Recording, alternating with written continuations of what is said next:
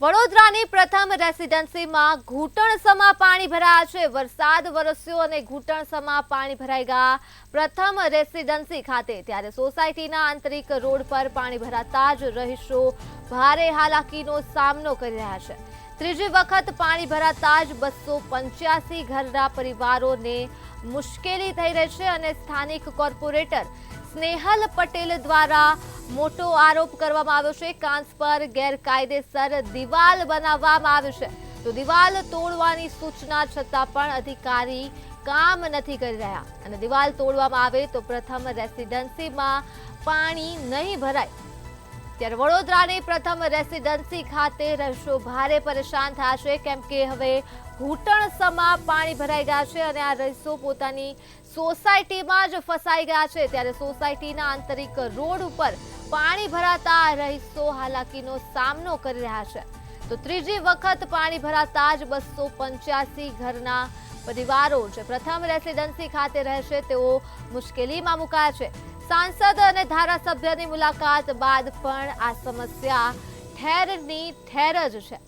સ્થાનિક કોર્પોરેટર સ્નેહલ પટેલનો છે મોટો આરોપ, કાંસ પર ગેરકાયદેસર દિવાલ બનાવવામાં આવી છે, તો દિવાલ તોડવાની સૂચના આપવામાં આવી છે, છતાં પણ અધિકારી કોઈ પણ પ્રકારનું કામ કરી નથી રહ્યા, જેનો ભોગ આ નિર્દોષ જનતા બની રહી છે અને તેઓ આ ઘૂંટણસમા પાણીમાંથી પસાર થવા માટે મજબૂર થયા છે। દ્રશ્યો તમે જોઈ શકો છો, જેમાં મહિલાઓ આ ઘૂંટણસમા પાણીમાંથી પસાર થવા માટે મજબૂર થઈ રહી છે। પોતાની જ સોસાયટીમાં ઘૂંટણસમા પાણી ભરાયા છે, ત્યારે રહીશો ભારે પરેશાન થઈ રહ્યા છે, પરંતુ તંત્ર દ્વારા કોઈ પણ કામગીરી કરવામાં આવી નથી। નજીવા વરસાદે તમારા પ્રથમ રેસિડેન્સીમાં પાણી ભરાઈ ગયું છે। અમે તો આ સિસ્ટમને એક જ કહી શકીએ કે આજે અમે પોતે મોદી ગવર્મેન્ટમાં માનનારા માણસ છે અને અમે ઈચ્છીએ છીએ કે એમના જેવું ગવર્નન્સ અહીંયા આગળ સિસ્ટમમાં લાવે। આજે એમની એક બહુ પ્રચલિત એક પોલિસી છે કે નેમિંગ એન્ડ શેમિંગ।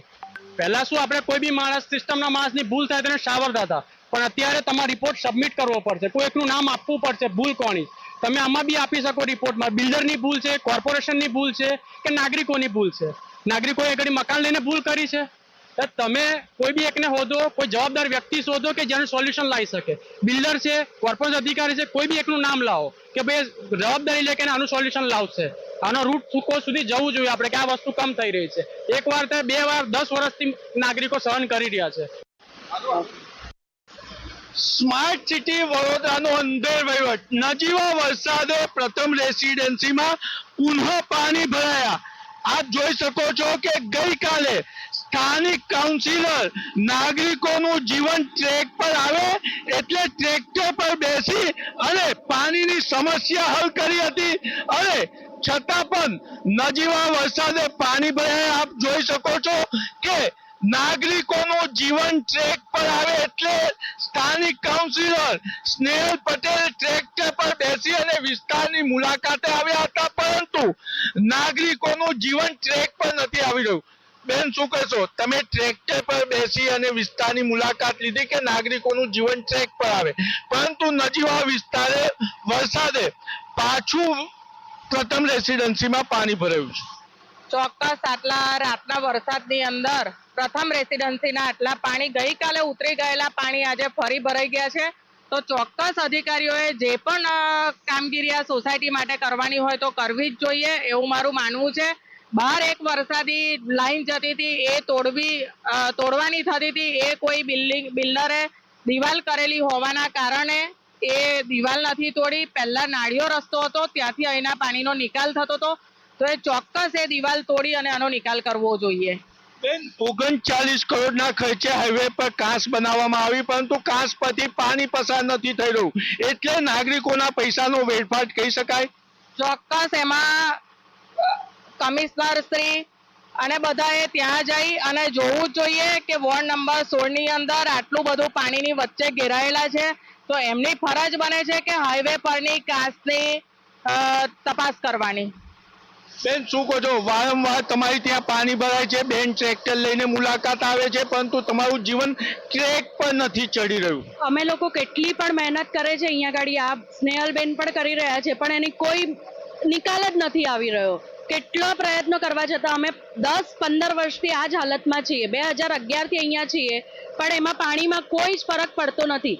કેટલી પણ કાઢવાનો પ્રયત્ન કરે છે, પણ અહીંયા પંપ મૂક્યો છે, પણ એનો કોઈ અર્થ નથી, કારણ કે પાણી પાછું ભરાઈ જ જાય છે.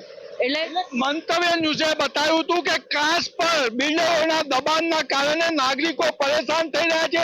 આજે સ્થાનિક કાઉન્સિલર સ્નેહલ પટેલે પણ ઘટસ્ફોટ કર્યો છે કે કાંસ પરના દબાણના કારણે નાગરિકોનું જીવન જીવવું મુશ્કેલ થઈ રહ્યું છે, પરંતુ સત્તાધીશોના પેટનું પાણી નથી હલતું અને પ્રથમ રેસિડેન્સીનું પાણી નથી ઉતરતું. કેમેરામેન કેતન સિંધે સાથે નિલેશ બ્રહ્મભટ્ટ, મંતવ્ય ન્યૂઝ, વડોદરા.